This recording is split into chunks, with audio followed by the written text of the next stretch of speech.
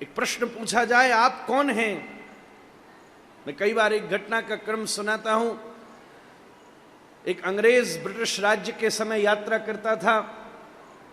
थोड़े समय में गाड़ी गर्म होती थी। पहले जमाने में सरकार तो पानी डालना पड़ता था। ड्राइवर बोला थोड़ी देर रुकना पड़ेगा, उसका रेडिएटर गर्म हो गया है। सुनसान रास्ता था, रात सी होने को चली थी, गाड़ी ठंडी हो रही थी। पीछे बैठा अंग्रेज अपनी गाड़ी से उतर गया और उतर करके थोड़ा सा सड़क के किनारे घूमने लगा। थोड़ा कच्चे की तरफ, जंगल की तरफ भी चला गया। अंदर जाकर देखा तो एक भीतर से आवाज आई, हु। अंग्रेज को लगा कोई मुझसे पूछ रहा है, आप कौन हैं, हु आर यू? अंग्रेज ने जवाब दिया, मेरा नाम पीटर जॉन। अंदर से फिर आवाज आई, हु। बोले मैं इस फलानी कंपनी का मालिक। अंदर से फिर आवाज आई, हु। फिर उसने जवाब दिया, मैं इस घर से आता हूं। फिर आवाज आई, हु। माता जी का नाम ये है। फिर आवाज आई, हु। बोले पिताजी के नाम में थोड़ा भ्रम है। और वहां की संस्कृति ऐसी, 4-5 जवाब के बाद हु का उत्तर देने को अंग्रेज के पास था नहीं। तभी ड्राइवर चलता चलता बाहर आया। बोला मालिक किससे बात कर रहे हो? बोले पता नहीं कौन जंगल में पागल बैठा है, बार बार हु हु करता है। ड्राइवर मुस्कुरा पड़ा। बोले क्या बात है, क्यों हंसता है? बोले अंदर कोई इंसान नहीं बैठा है, उल्लू बैठा है जो हु हु की ध्वनि कर रहा है।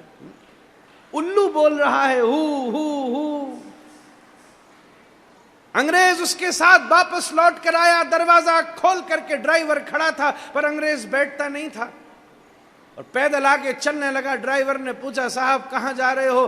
तो स्तब्धता में अंग्रेज बोला, जब अगर 5 बार मुझसे उल्लू ने पूछ लिया तुम कौन हो, तो मेरे पास जवाब नहीं था, छठा जवाब ढूंढने जा रहा हूं। और उसी समय वाहन को छोड़कर हिमालय की कंदराओं में बैठ गया। पहचान तो लूं, मेरा स्वरूप क्या है, आप कौन हैं?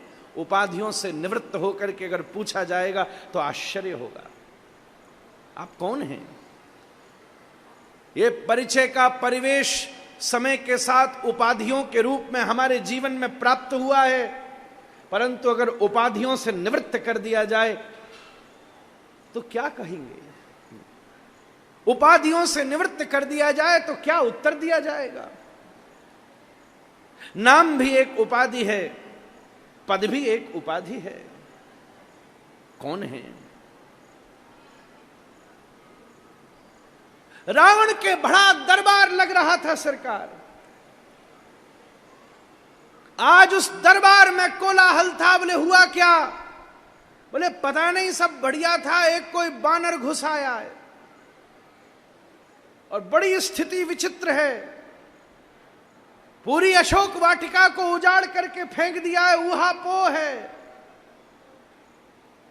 आहा, पूरी मंत्रणा चल रही है, क्योंकि लंका में आज संपूर्ण समुद्र का लंघन करके श्री जामवंत जी के उत्साह देने के पश्चात श्री हनुमंत लाल जी का प्रवेश हुआ है।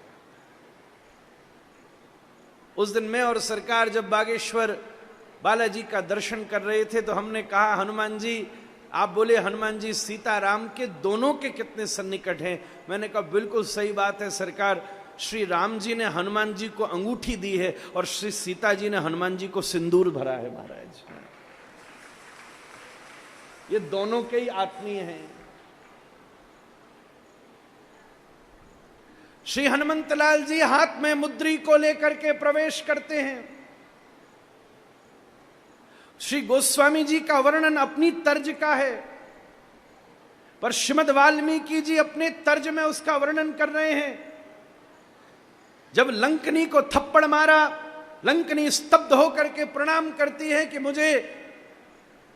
मुझ पर ऐसी बात थी कि कोई बानर थप्पड़ मार देगा तो मैं इस योनि से मुक्त हो जाऊंगा। जैसे ही श्री हनुमान जी ने भीतर प्रवेश किया, चारों तरफ देखा, दिव्य स्वर्णिम प्राचीर चारों तरफ उपस्थित हैं। एक तंत्र जाल, एक मंत्र जाल, एक यंत्र जाल, तीनों तरफ लंका में अवस्थित है। चारों तरफ देखा तो स्वर्ण के पथ हैं और उसके दोनों तरफ दिव्य मंगल कलशों का राजमार्ग अवस्थित है।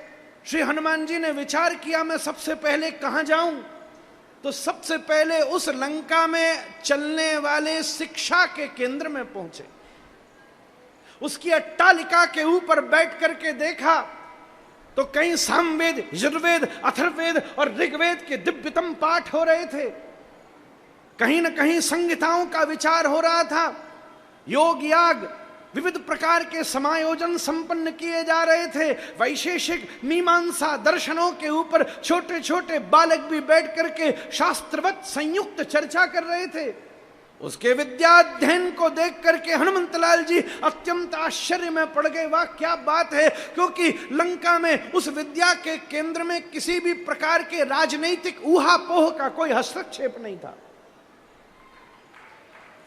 बाहर किसका हरण हुआ है कि किसका मरण हुआ है, इसका प्रवेश वहां के विश्वविद्यालय के भीतर प्रभावशाली नहीं था। और आज के समय में वो विश्वविद्यालय ही राजनीति का केंद्र बन गए हैं महाराज, जहां शिक्षा का अध्ययन और अनुशासन होता है। हनुमंतलाल जी अत्यंत आनंदित होकर के आगे बढ़े। तब एक रावण की मल्लशाला में प्रवेश किया। बड़े बड़े मल्ल बैठ करके, बड़े बड़े हिंद केसरी बैठ करके, हाथी के मस्तक के समान जिनका वक्षस्थल है, हाथी के सूंड के समान जिनकी दिव्य भुजाएं हैं, ऐसे दिव्य मल्लशाला में देखा तो बड़े बड़े दांव पेच लड़ रहे हैं। नाक से नाक और गाल से गाल और माथे से माथा और छाती से छाती और कटी से कटी। ऊपर बैठे हनुमान जी के भी खुजली चल रही है। एक आध दांव पेच उछल के मैं भी लगा दूं तो मजा आ जाए महाराज। पर एकदम हृदय विवेक से उत्पन्न हुई बात ने कहा नहीं, इस समय गुप्त रहना उचित है महाराज। समय पर उत्साह को दबा ले और अवसर लगने पर उसको प्रकाशित कर दे, ऐसे विवेकशील व्यक्ति को ही दूत बनाया जा सकता है। बड़ा उत्साह, हनुमान जी हिले नहीं महाराज। मंद्रमन गति से चारों तरफ भ्रमण करते हुए श्री हनुमंतलाल जी विचार करते हैं मैं कहां जाऊं। वहां बड़ी बड़ी घूमने वाली कामिनी, कंचन, कलेबर, कादम्बों के पीछे भ्रममाण इतस्ततः होते हुए श्री हनुमान जी सब जगह घूम रहे हैं। श्रीमद् वाल्मीकि वर्णन करते हैं, कोई कटी किंकणी कुणन करती हुई कोई देवी सामने अगर आकर के बैठती तो गुप्त रूप से श्री हनुमान जी उसके स्वरूप का अवलोकन करते हुए यह अनुसंधान करते, क्या इसमें राम की प्रिया होने की संभावना है। अपने इष्ट के तेज को धारण करने वाली वो तेजस्विनी कौन हो सकती है। श्रीमद् वाल्मीकि जी ने विभीषण को और श्री हनुमान जी को पहले नहीं मिलाया है सरकार, इसलिए हनुमान जी की प्रतिभा और निखरी है। और आज तक श्री हनुमंत जी पहली बार श्रीमद् जानकी जी का दर्शन करेंगे।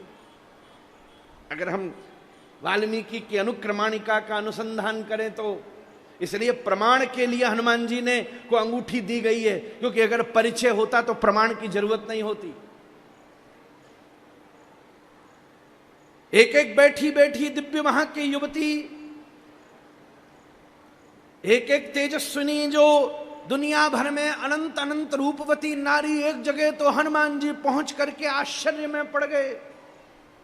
पीछे एक दिव्य प्राकृतिक वातावरण में बड़े बड़े पर्वत अवस्थित थे, उस पर्वतों में कंदराएं थीं, उन कंदराओं में बड़ी बड़ी मेनका, रंभा, तिलोत्तमा जैसी अप्सराओं को भी पराजित कर देने वाली बड़ी बड़ी रूपवती नारियां बैठ करके तपस्या कर रही थीं।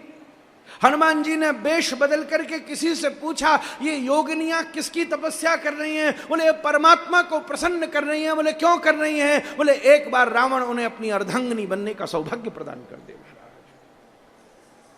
ऐसी सुषमा। हनुमान जी चारों तरफ चमत्कृत होकर के घूम रहे हैं। एक कक्ष में से झांक करके देखा तो भीतर बैठी मंदोदरी अपना श्रृंगार कर रही थी। अमावस्या की रात्रि के समान दिव्य काजल को अपने नेत्रों में अभिराजित किया था। आसमान में उदित होने वाले दिव्य सप्तर्षि के दिव्य चंद्रमाओं को ही मुक्ताहर की माला बना करके अपने कंठ में धारण किया था। ऐसा रूप लावण्य सौंदर्य सौमनस्य को प्रकट करके मंदोदरी दर्पण के सामने सज रही थी। उसकी रूप माधुरी ऐसी दिव्य थी कि हनुमान जी को एक बार तो लगा कि यही जानकी है, क्योंकि कन्या है, पूज्या है। अहिल्या, द्रौपदी, तारा, कुंती, मंदोदरी तथा पंचकन्या स्मरे नित्यम महापातक नाशनम। परंतु जैसे ही मंदोदरी मुड़ी और हनुमान जी ने उसके स्वरूप को देखा तो एकदम मन में प्रेरणा हुई कि ये स्वरूप रावण को विमुख करने वाला नहीं है, लुभाने वाला है।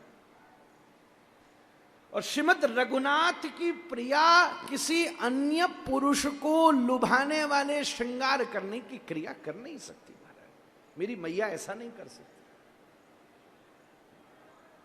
एकदम मुड़ गए, क्या करूं? कोई ऐसी अवस्थिति, ऐसी उपस्थिति, कोई ऐसा अनुभव नहीं दिख रहा, कहां सीता जी को खोजूं? सारे पुरुषार्थ के बाद प्रार्थना काम में आती है। जब सारा प्रयास जीवन में हो जाता है तभी तो व्यक्ति बागेश्वर धाम चल करके आता है कि अब प्रार्थना कराओ।